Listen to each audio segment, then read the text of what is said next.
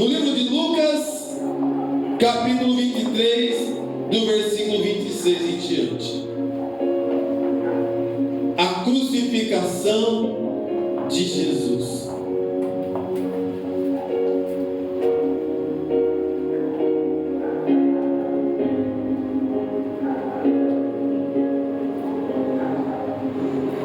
Lucas, capítulo 23, do versículo 26. A crucificação de Jesus.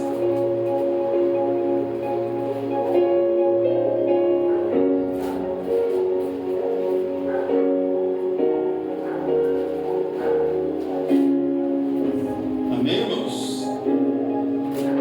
Versículo 26 diz assim: e então os soldados levaram Jesus no caminho.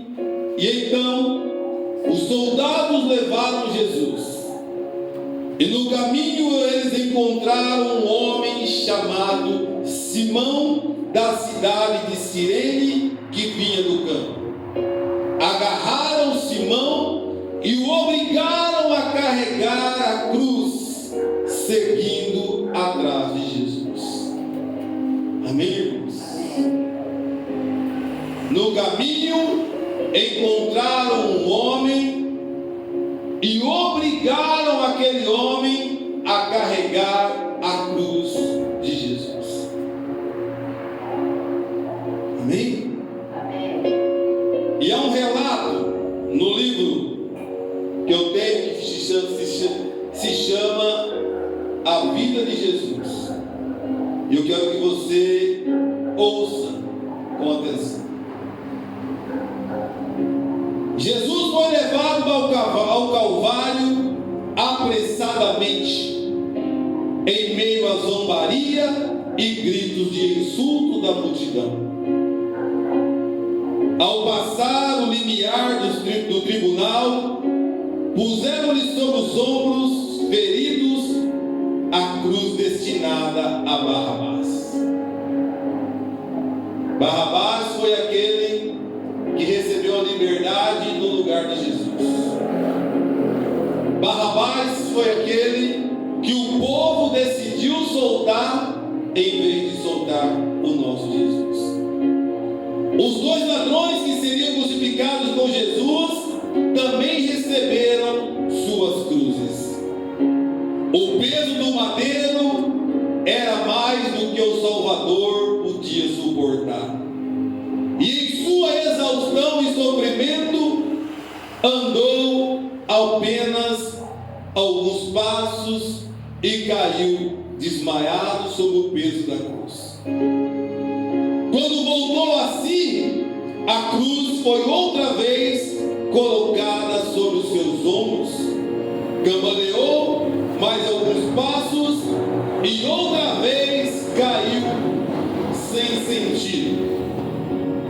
Seus algozes viram que lhe era impossível carregar um peso além de suas forças e ficaram admirados, sem saber que deveria levar aquele fardo humilhante.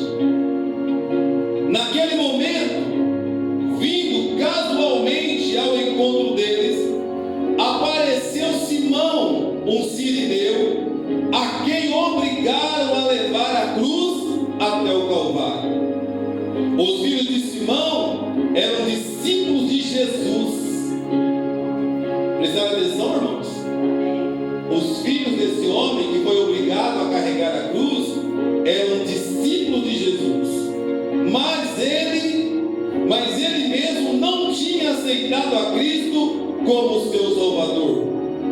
Mais tarde, Simão se sentiu sempre grato pelo privilégio de carregar a cruz do Redentor.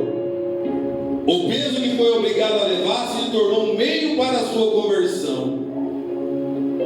Os eventos do Calvário e as palavras que ouviu Jesus pronunciar o levaram a aceitá-lo como Filho de Deus. Esse homem, a princípio, foi obrigado a carregar aquela cruz. Mas aquela cruz que ele carregou, obrigado, acabou levando ele à salvação.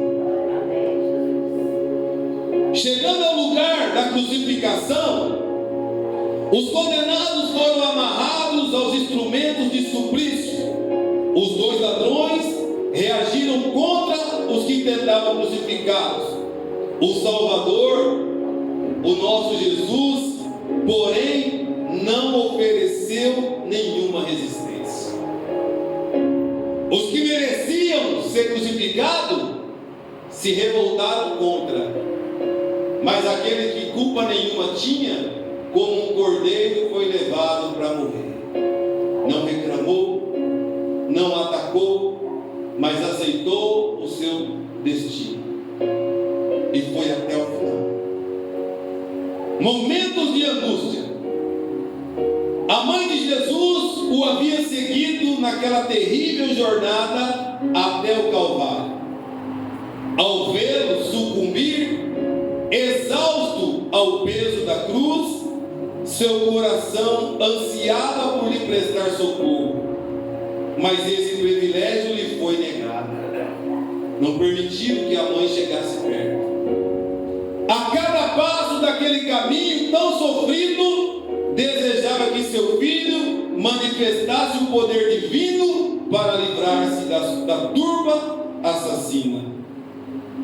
E agora que o drama chegava ao seu ato derradeiro, ao ver como os ladrões eram pendurados na cruz, quanta ansiedade ela teve que suportar.